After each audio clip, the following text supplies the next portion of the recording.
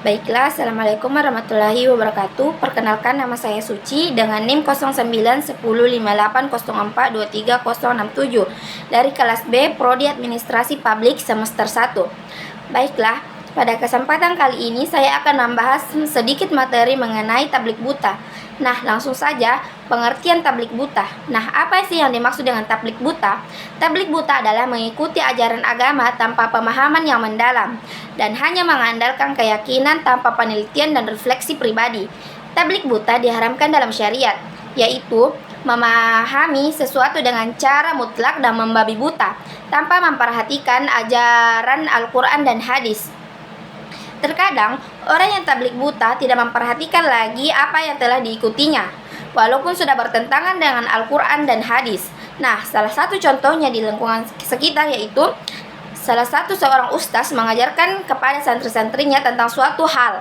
Namun, ia tidak mengetahui dalil-dalil tentang apa yang disampaikan tersebut. Salah satu contohnya juga, seorang penuntut ilmu yang menyebarkan dakwah namun tidak mengetahui dalil yang kuat yang mendukung apa yang telah disampaikan dia tersebut. Nah, selanjutnya yaitu penyebab munculnya tablik buta. 1. Kurangnya pemahaman dan pengetahuan. Salah satu penyebab utama tablik buta adalah kurangnya pemahaman dan pengetahuan tentang ajaran Islam. Banyak orang yang mengikuti tanpa memahami dalil dan hujah yang ada, sehingga mudah terjebak dalam tablik buta. Nah, yang selanjutnya itu fanatisme mazhab.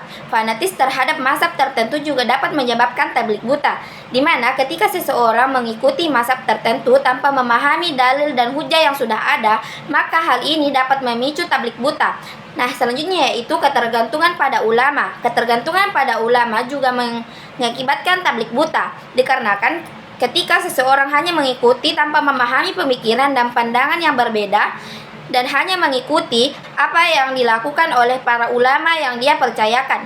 Nah, selanjutnya yaitu tekanan sosial dan pengaruh budaya, di mana seseorang hanya mengikuti tradisi-tradisi yang sudah ada tanpa memahami terlebih dahulu dan tanpa memahami secara mendalam tradisi tersebut dan tidak mengetahui bahwa tradisi yang sudah dia ikuti sudah bertentangan dengan syariat Islam.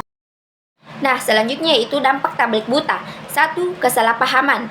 Tablik buta dapat menyebabkan kesalahpahaman terhadap ajaran agama Islam, di mana ketika seseorang hanya mengikuti tanpa memahami dalil dan hujah yang sudah ada, maka hal ini dapat menyebabkan kesalahpahaman dan penafsiran terhadap ajaran agama Islam.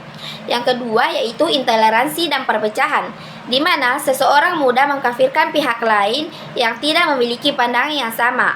Hal ini biasanya memicu terjadinya konflik dan perpecahan bagi umat-umat Islam. Yang ketiga yaitu ketergantungan.